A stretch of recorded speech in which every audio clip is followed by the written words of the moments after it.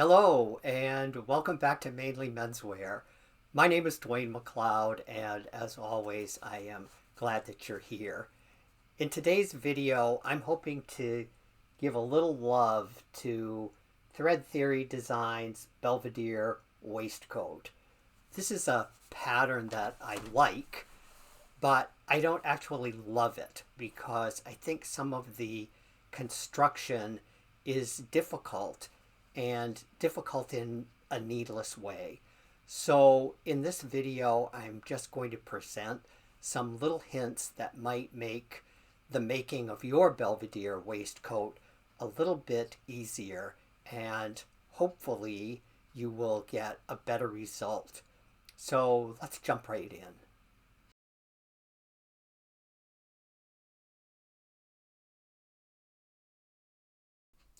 I never realized until I confessed on an Instagram post that I struggle with the Belvedere Waistcoat by Thread Theory. And I found out that I'm not alone and that other people have also had some difficulties with this pattern, especially when it comes to doing the lining. So I thought that I would continue to make a few videos that might make making this waistcoat a little bit easier. I'm going to start with the little neck facing, which is this step here, step number 3.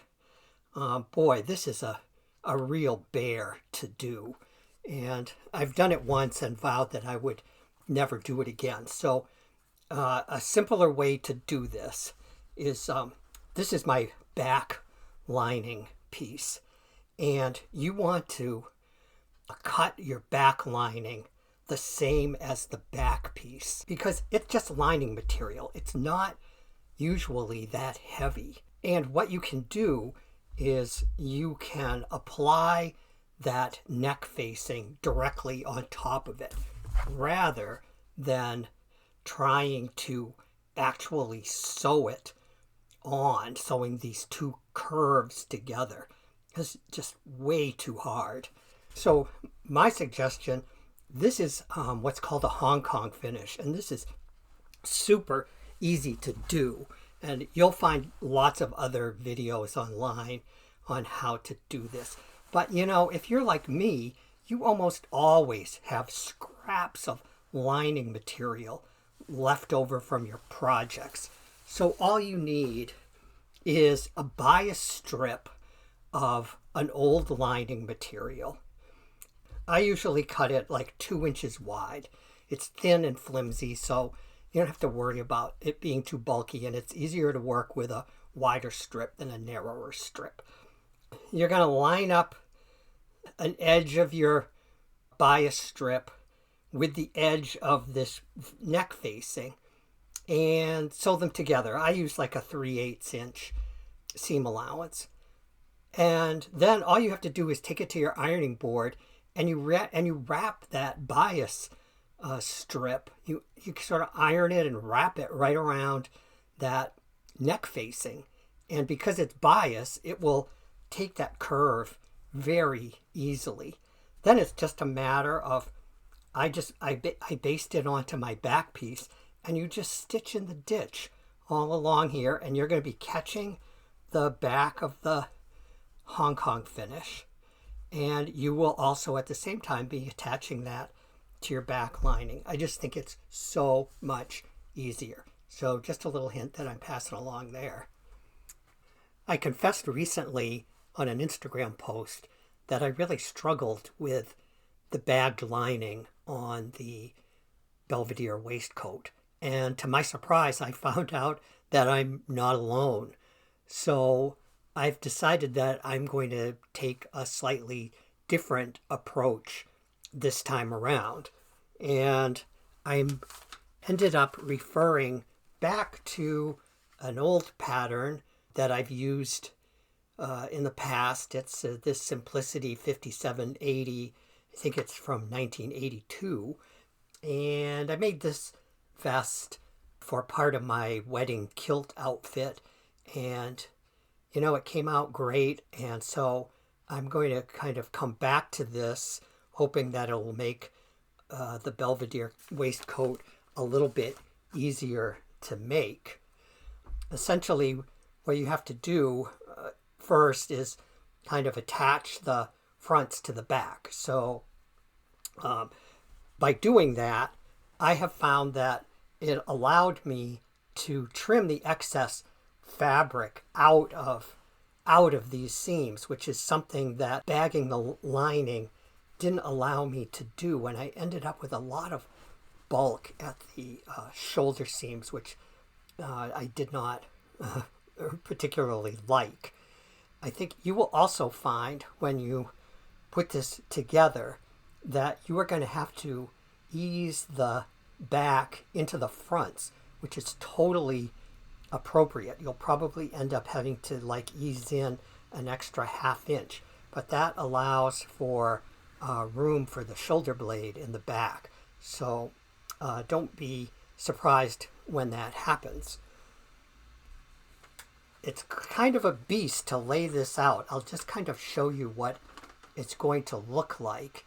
You are going to lay this out right sides together in this configuration, and it ends up being stitched along the back, along the bottom rather, and up around the neck and back down around to the other bottom front. You will also sew around the armscye and also along the bottom edge of the waistcoat. It's eventually going to get pulled out through the side seams, which are is going to require about 10 inches of hand sewing in the end. I didn't really think about how I was going to put this together until I was in the cutting out phase, but I would suggest adding maybe like an extra inch in width to your front lining. A lot of times lining material can fray like crazy. I ended up serging these because this jacquard can be quite prone to fraying. But I think just having a little bit extra will just make it a little bit easier, because I'm going to have to fold this and hand stitch it inside the vest. And I always think more material makes for an easier process. So I have, up to this point, I have stitched all the way around the front edges of this. And the instructions for the Belvedere call for understitching the front facing, and I think that's always a good idea. And I just want to report that it is totally possible to do it when you're putting this together this way. But what you're going to need is a tailoring ham, because you're going to kind of open this up and press all of your seam allowances towards the facing, which is towards this direction. And having it set up on a ham is going to make that much easier, because you've got some curves that you're dealing with here. But I just want to let you know that it is totally possible to do that understitching. And in the end, it will prevent your front facing from falling out. It's always good practice. And you know what? Your buttons and buttonholes are also going to help keep that facing in place, but it will give you a nice, neat finish on the front. So I'm going to continue wow, what a mess. Trying to get this all sewn together, and then we will pull this out, and hopefully it will start looking more like a waistcoat.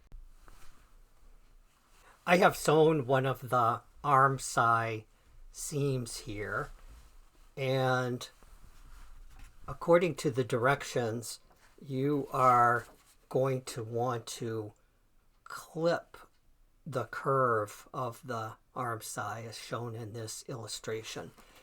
And I am just going to share an unfortunate experience that I had once. I very aggressively trimmed a lining, and because linings tend to fray, and I think that you can already see with this jacquard that it's beginning to fray quite a bit. The fraying eventually worked its way right through that seam, and my whole lining just kind of disintegrated on the inside because I had just so aggressively trimmed back the lining material. So on this vest, I am not going to trim my seam allowance back. I'm just going to cut the little notches, and even those notches, I am not going to get terribly close to the stitching line because I just don't want this whole thing to disintegrate once I start wearing it. I should also add, while we're talking about the lining, you are going to want to start your stitching in about an inch from the edge. Eventually, the side seam is going to have to be stitched closed, and if you have stitched all the way to the edge, you're just going to have to unpick it. So you can just save yourself some effort by starting and stopping your stitching about an inch in from the edges. So I have sewn the fronts and up around the neckline, the armscye, and this is my seam along the bottom back edge of this waistcoat, where the back and the inside back lining are attached. And I know I've heard from some people that they've had problems with their lining eventually kind of sagging out in the back. So I decided that I would go ahead and understitch that seam, and I'm going to kind of flip it inside out, and hopefully you can see it here. I used a gold thread, so it's not very noticeable, but I'm hoping that this will keep the lining up inside the back of the waistcoat. And I just want to report that this can be kind of challenging. If you've ever done a flat felt seam on a shirt sleeve, this is very similar, and you end up sort of sewing this maybe a couple of inches at a time, and you feel like you're sewing it down in the bottom of a well. But if you're persistent, it can be done. I don't know about you, but I think that this is an excellent place to stop this video before it gets too long. So I will be back with a follow-up video soon. And I just want to say, if you find this kind of video interesting, if you're a results sewist like I am, I hope you'll consider giving the video a thumbs up. It will help other sewists just like us who are trying to up their game a little bit. It will help them find the channel.